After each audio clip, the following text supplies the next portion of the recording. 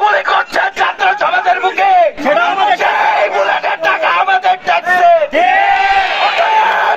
আমি স্পষ্ট বলতে চাই, ছাত্র সমাজকে গুলি করে দমানো যাবে না।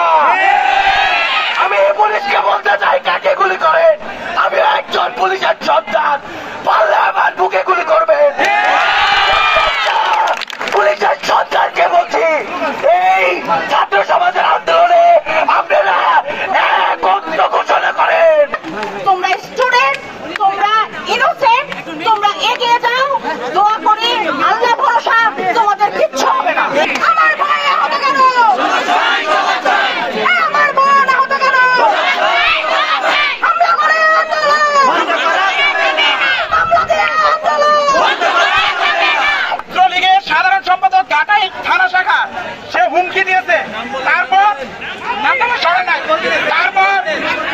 ঘাটাইল জিবিজি কলেজের প্রিন্সিপাল সেই বোনকে হুমকি দিয়েছে যে তাকে টিসি দিয়ে দিবে। সে এত বড় সাহস কোথা থেকে পায়?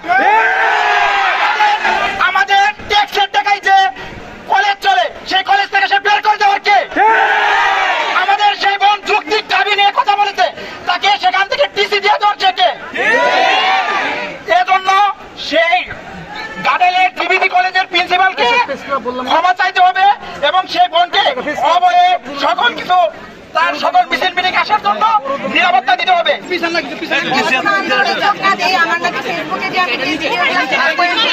আন্দোলনের যে ভিডিওগুলো আমি দিচ্ছি সেইখান থেকে নাকি টাঙ্গাইল থানা থেকে টাঙ্গাইল সদর থানা থেকে নাকি কল আসছে, যাতে আমি কোনোভাবেই যাতে আমি আন্দোলনে যোগ না দিই। আর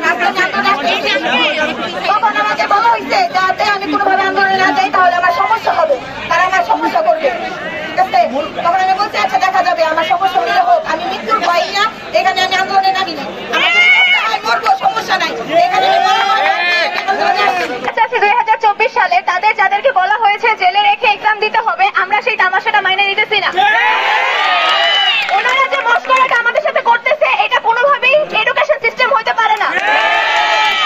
আমাদের যদি এক্সাম দিতে হয়, আমরা সবাই মিলে হয়তো শিক্ষা কেন্দ্রে পরীক্ষা দিব, না হলে আমাদের সবাইকেই জেলে আসন বিন্যাস করে দেওয়া হবে। না হলে আমরা স্পষ্টভাবে বলে দিচ্ছি, আমরা এইচএসসি এক্সামে পরীক্ষায় অংশগ্রহণ করব না।